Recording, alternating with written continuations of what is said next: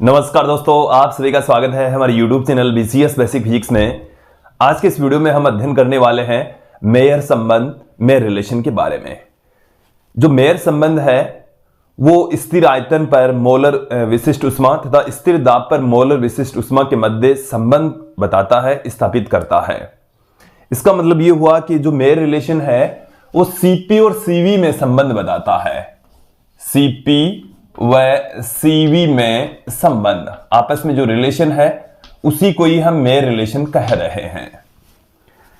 विद्यार्थियों, हमने मोलर विशिष्ट उष्मा के बारे में लास्ट चैप्टर में पढ़ लिया था कि जो मोलर विशिष्ट उष्मा होती है उसकी डेफिनेशन एक बार मैं आपको फिर से बता देता हूं कि प्रति एकांक मोल का प्रति डिग्री सेंटीग्रेड टेम्परेचर बढ़ाने के लिए आवश्यक उष्मा मोलर विशिष्ट उष्मा कहलाती है।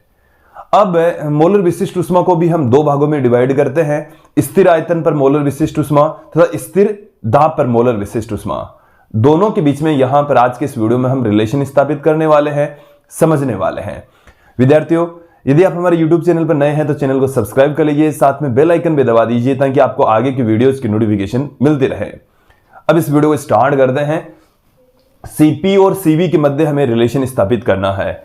इसके लिए हम क्या करेंगे कि हम एक उष्मागतिक निकाय लेंगे और उस उष्मागतिक निकाय को हम उष्मा देंगे। हम ये जानते हैं कि किसी उष्मागतिक निकाय को उष्मा देने पर उसकी आंतरिक ऊर्जा में वृद्धि हो जाती है तथा शेष जो उष्मा का भाग होता है वो कार्य में कन्वर्ट हो जाता है। ये हमने उष्मागतिकी के प्रथम नियम में देख लिया था। एक बार इसको फिर से सुन लीजिए। उष्मागतिकी का पहला नियम हमें यह कहता है कि किसी निकाय को दी गई उष्मा उसकी आंतरिक ऊर्जा में वृद्धि कर देती है तथा उसका शेष जो हिस्सा है वो कार्य में कन्वर्ट हो जाता है, कार्य में रूपांतरित हो जाता है। तो उसी के आधार पर ही हम यहां पर मेयर रिलेशन CP और CV के मध्य संबंध स्थापित करने जा रहे हैं। तो देखिए क्या है कि मान लिया हमने कि हमारे पास में कोई निकाय है, माना किसी उष्मागतिक निकाय, किसी उष्मागतिक निकाय को डेल्टा Q उष्मा देने पर, डेल्टा Q उष्मा देने पर उसकी आंतरिक ऊर्जा में वृद्धि, आंतरिक ऊर्जा में वृद्धि du तथा शेष भाग तथा शेष उष्मा कार्य डेल्टा W में बदल जाती है, बदल जाती है। तो देखिए उष्मागतिकी के प्रथम नियम से हम क्या पुट कर सकते हैं कि किसी निकाय को दी गई उष्मा डेल्टा Q ये बराबर होगी उसकी आंतरिक ऊर्जा में वृद्धि du तथा उस पर किए गए कार्य, गैस के द्वारा प्रवेश पर किए गए कार्य के योग के बराबर होती है। तो du प्लस डेल्टा W की इक्वल होगी। देन हम यहां पर उष्मागतिकी के प्रथम नियम से क्या पुट कर सकते हैं, उष्मागतिकी के प्रथम नियम से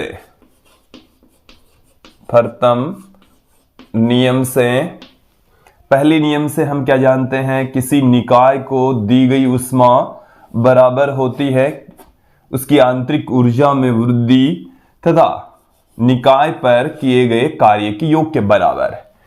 देखिए जब परिवर्तन दी गई उष्मा अल्प हो तो किया गया कार्य भी अल्प होता है। उस स्थिति में इससे डेल्टा Q को हम dQ लिख सकते हैं और उस स्थिति में डेल्टा W को भी dW हम पुट कर सकते हैं। देन हम क्या लिख सकते हैं, देखिए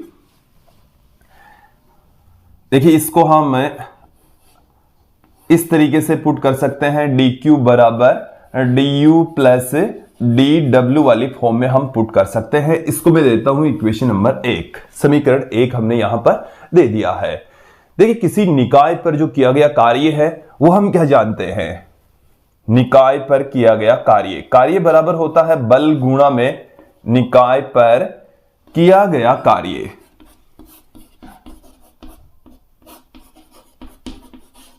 कार्य को हम W बर से लिखते हैं और W बराबर होता है बल गुणा में विस्थापन, बल गुणा में विस्थापन।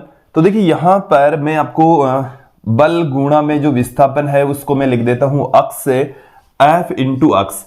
अब देखो जो दाब है, दाब P बराबर होता है F बट्टे में A, तो यहां से F इक्वल टू हम लिख सकते हैं P इंटू ए, P इंटू ए। तो ये A इंटू जो अक्स है वो आयतन को रिप्रेजेंट करेगा, तो W बराबर हमारे पास में आ गया है PV। W is equal to कितना आ गया है, PV आ चुका है। अब इस W की को हम डिफरेंशिएट करेंगे, हमें DW चाहिए, हमें क्या चाहिए, DW। DW फाइंड आउट करना हो तो क्या आ जाएगा यहां से, देखिए अवकलन करने पर, इसका हम क्या करेंगे, अवकलन करने पर, अवकलन करने पर रिलेशन को हम फाइंड आउट करने जा रहे हैं। इसको हम जब डिफरेंशिएट करेंगे तो देखिए क्या लिखा जा सकता है, डिफरेंशिएट करेंगे तो उधर ध्यान देंगे, DW बराबर, एक बार हम P को एज डीज रखेंगे, V का डिफरेंशिएशन कर देंगे तो V का हो गया DV, फिर हम V को एज डीज रखेंगे, इस P का कर देंगे तो आ गया ये हमारे पास में VdP। क्लियर हो गया, DW बराबर PdV प्लस VdP, ये हो गया हमारे पास में कार्य का सूत्र फॉर्मूला। यहां तक समझ में आ जाना चाहिए। अब देखिए इसको हम इस इक्वेशन नंबर 1 में पुट कर देंगे कि उपरोक्त को समीकरण 1 में रखने पर, उपरोक्त को समीकरण 1 में रखने पर, समीकरण 1 में रखने पर, समीकरण 1 के अंदर जब हम इसको पुट करेंगे तो हमें क्या मिल जाएगा, DQ बराबर DU प्लस, देखिए DW की जो वैल्यू है वो है PdV प्लस VdP, DQ बराबर DU plus PdV plus VdP हमें प्राप्त हो गया है। क्लियर। अब देखिए हम यहां पर बात करेंगे स्थिर दाब की, स्थिर दाब पर जो इक्वेशन है, ये जो इक्वेशन है हम इसको स्थिर दाब पर कन्वर्ट कर लेंगे। स्थिर दाब पर क्या हो जाता है, दाब में परिवर्तन शून्य होगा। देखिए स्थिर दाब का मतलब हो गया P नियत है, दाब नियत है, दाब नियत है तो दाब में परिवर्तन कितना होगा, शून्य। स्थिर दाब का मतलब है दाब नियत है, दाब कांस्टेंट है, दाब में परिवर्तन शून्य है, दाब में परिवर्तन कितना है, शून्य। तो हमें DQ बराबर क्या प्राप्त हो गया है, DQ बराबर मिल चुका है DU प्लस PdV। इसको मैं देता हूं इक्वेशन नंबर 3, समीकरण 3 हमने यहां पर दे दिया है। अब हमें इस DQ की, DU की और PdV की, इन तीनों की वैल्यू CP CV के मध्य फाइंड आउट करनी है। ये जो रिलेशन है समीकरण 3 वो स्थिर दाब पर है, स्थिर दाब पर है, नियत दाब पर है, इसको आप दिमाग में फिट रखेंगे। ठीक है, ये जो समीकरण 3 हमने लिखी है वो किस पर लिखी है, स्थिर दाब के ऊपर लिखी है। ठीक है, तो यहां पर आप देखेंगे स्थिर दाब पर, स्थिर दाब पर मोलर विशिष्ट ऊष्मा, मोलर विशिष्ट ऊष्मा, मोलर विशिष्ट ऊष्मा को हम कैपिटल C से लिख रहे हैं और स्थिर दाब के लिए CP, इसके सबस्क्रिप्ट में हमने क्या लगा दिया है, P लगा दिया है, छोटा सा P लगा दिया है। ये बराबर होता है 1/μ dQ अपॉन में dt। देखिए डेफिनेशन हमें क्या कहती है, प्रति एकांक मोल का प्रति डिग्री सेंटीग्रेड ताप बढ़ाने के लिए दी गई ऊष्मा स्थिर दाब पर मोलर विशिष्ट ऊष्मा कहलाती है। तो यहां से dQ इक्वल टू हमें क्या मिल गया है, dQ इज इक्वल टू, यहां से देखिए μ CP dt प्राप्त हो गया। इसको मैं देता हूं इक्वेशन नंबर 4, समीकरण 4 मैंने यहां पर दे दिया है। क्लियर। अब हम थोड़ा सा और आगे बढ़ते हैं, बात करते हैं स्थिर आयतन की, स्थिर आयतन पर मोलर विशिष्ट ऊष्मा, मोलर विशिष्ट उष्मा। तो स्थिर आयतन के ऊपर रिलेशन होता है CV बराबर 1/म्यू dq अपॉन में dt, dq अपॉन में dt, ये रिलेशन होता है। क्लियर? ये कब है? स्थिर आयतन पर। ये रिलेशन कब है? स्थिर आयतन पर। देखिए विद्यार्थियों, स्थिर आयतन के ऊपर हम एक रिलेशन जानते हैं। स्थिर आयतन के ऊपर हम जो उष्मा है उसको हम उष्मा को आंतरिक ऊर्जा के इक्वल पुट कर सकते हैं। देखिए जो उष्मा है उसको हम किसके इक्वल लिख सकते हैं? आयतन के इक्वल लिख सकते हैं। उष्मा को आंतरिक ऊर्जा में परिवर्तन के इक्वल लिख सकते हैं कि यदि आयतन नियत रहता है, आयतन क्या रहता है? आयतन और दाब जब दोनों नियत है, आयतन और दाब जब दोनों ही नियत है तो कार्य शून्य होगा, और उस स्थिति के अंदर जो किसी निकाय को दी गई उष्मा उसकी आंतरिक ऊर्जा में परिवर्तन के इक्वल होती है। देखो एक बार मेरी इस बात को एक बार फिर से समझेंगे। जैसे हमने ये रिलेशन देख लिया, ये वाला रिलेशन हमारे पास में है, ये जो रिलेशन है वो स्थिर दाब पर है। अब यदि हम आयतन भी स्थिर रखें, आयतन भी स्थिर रखें तो हम इसको क्या लिख सकते हैं? आयतन जब स्थिर होगा तो dv 0 हो जाएगा, dv 0 हो गया तो dq बराबर हमारे पास में आ गया du। तो स्थिर आयतन के ऊपर क्या हो जाएगा? स्थिर आयतन पर आयतन में जो परिवर्तन है, स्थिर आयतन पर dv बराबर 0 हो जाएगा, और dv बराबर 0 होगा तो समीकरण 3 से देखिए आप क्या लिख सकते हैं? dq बराबर लिख सकते हैं हम du। dq बराबर क्या पुट कर सकते हैं? du पुट कर सकते हैं। तो यहां से ये जो CV है वो हमें क्या मिल जाएगा? CV बराबर प्राप्त हो गया है 1/म्यू du अपॉन dt, और यहां से मैं इस du बराबर क्या पुट कर दूंगा? Mu CV। देखिए du बराबर, तो ये यहां से इधर गुणा में आ जाएगा, तो म्यू आ गया, फिर CV आ गया, फिर आ गया dt। ये आ गई हमारे पास में इक्वेशन नंबर 5। देखिए हमें इस इक्वेशन नंबर 3 के अंदर वैल्यू चाहिए dq की, तो dq हमने समीकरण 4 में निकाल लिया। हमें इस du का मान चाहिए जो कि हमने समीकरण 5 के अकॉर्डिंग म्यू CV dt निकाल लिया। देखो यहां पर एकदम जो कॉन्सेप्ट है क्लियर कर लीजिए। ये जो इक्वेशन नंबर 3 है वो है स्थिर दाब पर, ये जो इक्वेशन नंबर 4 है वो भी स्थिर दाब पर। अब हम क्या कर रहे हैं? स्थिर आयतन पर मोलर विशिष्ट ऊष्मा लिख रहे हैं, तो स्थिर आयतन पर तो मोलर विशिष्ट ऊष्मा का फॉर्मूला, अब आयतन भी हम स्थिर कर रहे हैं, तो उस स्थिति में जब आयतन स्थिर होता है तो dv 0 हो जाता है और dq du के इक्वल हो जाता है। dq किसके इक्वल हो जाता है? आंतरिक ऊर्जा du के इक्वल हो जाता है। देन हमें यहां पर du बराबर म्यू CV dt प्राप्त हो जाता है। समीकरण 5 आ गई है। अब मुझे वैल्यू चाहिए P dv की, और वो भी स्थिर दाब पर ही चाहिए। कब चाहिए? स्थिर दाब के ऊपर ही हमें इस P dv का मान फाइंड आउट करना है। तो देखिए इसके लिए हम क्या करेंगे? आदर्श गैस समीकरण का प्रयोग करेंगे, और आदर्श गैस समीकरण का प्रयोग करते हुए हम P dv की वैल्यू यहां पर फाइंड आउट करने वाले हैं। अब यहां पर हम आदर्श गैस समीकरण लेकर चलेंगे। हम ये जानते हैं आदर्श गैस समीकरण गैस के दाब, ताप, आयतन के मध्य संबंध स्थापित करती है, और PV बराबर म्यू RT होती है। तो आदर्श गैस समीकरण क्या है?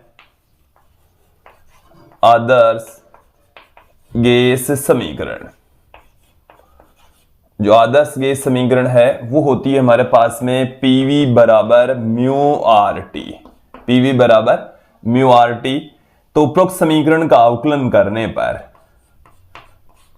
उपरोक्त समीकरण का अवकलन करने पर, इस समीकरण का हम क्या कर दें? अवकलन कर दें, तो देखिए हमें क्या मिल जाएगा? पहले हम P को एजडीज रख लें, V का कर दें, तो dv हो गया है। देखिए विद्यार्थियों, हम अवकलन में ये पढ़ते आए हैं कि किसी राशि के रेस्पेक्ट होता है, जैसे dy बाई dx पढ़ते हैं, इस तरीके से भाई अक्ष के रेस्पेक्ट होता है तो dy बाई dx होता है, अक्ष के रेस्पेक्ट करें तो। इसी प्रकार से dy बाई dt हम इस तरीके से पढ़ते आए हैं। बट यहां पर जब एक से अधिक चर होते हैं तब इस तरीके से हम उनका डिफरेंशिएशन करेंगे। तो एक को अवकलन करने का जब तरीका क्या है, जब दो राशियां गुणन में होती है तो एक को हम कांस्टेंट रखेंगे, दूसरी का कर देंगे, फिर दूसरी को कांस्टेंट रखेंगे, फिर पहली का कर देंगे। तो यहां पर मैंने क्या कर दिया, पी को एजडीज रख लिया, वी का किया तो डीवी हो गया। अब क्या करूंगा, वी को एजडीज रखूंगा और पी का कर दूंगा। तो बारी बारी से एक एक करके सबका करना है। फिर इधर देखो mu constant, R constant, T का करेंगे तो डीटी हो जाएगा। देख लीजिए क्या है, पी डीवी हो गया। फिर हम क्या करेंगे, इस वी को एजडीज रखेंगे, पी का कर देंगे तो डीपी हो गया। फिर बराबर में म्यू आर, म्यू यहां पर मोलों की संख्या है, आर यहां पर गैस स्थिरांक है जो कि कांस्टेंट है, टी का करेंगे तो हमें मिल गया है डीटी। देखिए विद्यार्थी, जो समीकरण 3 है वो है स्थिर दाब पर। किस पर है, स्थिर दाब पर। मैं इस इक्वेशन को भी स्थिर दाब पर पुट कर देता हूं। स्थिर दाब पर देखो क्या हो जाएगा, इस इक्वेशन को भी स्थिर दाब पर क्या हो जाएगी, स्थिर दाब पर दाब में जो परिवर्तन है वो 0 हो जाएगा। देन तो हमें क्या मिल जाएगा, पी डीवी बराबर म्यू आर डी प्राप्त हो जाएगा, म्यू आर डी। और इससे मैं देता हूं इक्वेशन नंबर 6, समीकरण 6 हम दे देते हैं। देखिए समीकरण 4, 5 व 6 को, समीकरण 4, 5 और 6 को हम समीकरण 3 में पुट कर देंगे। समीकरण 3 के अंदर रख दिया जाएगा। समीकरण 3 में रखने पर क्या प्राप्त हो रहा है, देख लीजिए। डी क्यू की जो वैल्यू है वो है mu CP D, mu CP D. फिर बराबर में है डी यू की वैल्यू समीकरण 5 से mu CV D, mu CV D. फिर पीडीवी की जो वैल्यू है वो है समीकरण 6 से म्यू आर डी। आप यहां से इस पूरी इक्वेशन में देखेंगे म्यू म्यू म्यू कैंसिल हो जाएगा, डी से डी से कैंसिल हो जाएगा। देन हमें क्या मिल जाएगा, सीपी बराबर सीवी प्लस आर। और यही है मेयर संबंध, मेयर रिलेशन। इसे हम इस तरीके से भी लिख सकते हैं, सीपी माइनस सीवी बराबर आर। और यही क्या है, मेयर संबंध है। और यही क्या है, मेयर संबंध है, जो कि मोलर विशिष्ट उष्मा स्थिर आयतन पर तथा स्थिर दाब पर आपस में संबंध स्थापित करती है। क्लियर। तो विद्यार्थियों, ये था आज का हमारा वीडियो, जिसमें आपने देखा मोलर विशिष्ट उष्माओं के मध्य संबंध, सीपी और सीवी के मध्य संबंध। सीपी माइनस सीवी बराबर होता है कैपिटल आर के, जहां जो कैपिटल आर है वो गैस स्थिरांक होता है। तो विद्यार्थियों, आज के इस वीडियो में इतना ही। अगला जो हमारा वीडियो होगा वो जल की विशिष्ट उष्मा पर आधारित होगा। हम बात करेंगे जल की विशिष्ट उष्मा के बारे में। आज के लिए इतना ही। धन्यवाद दोस्तों।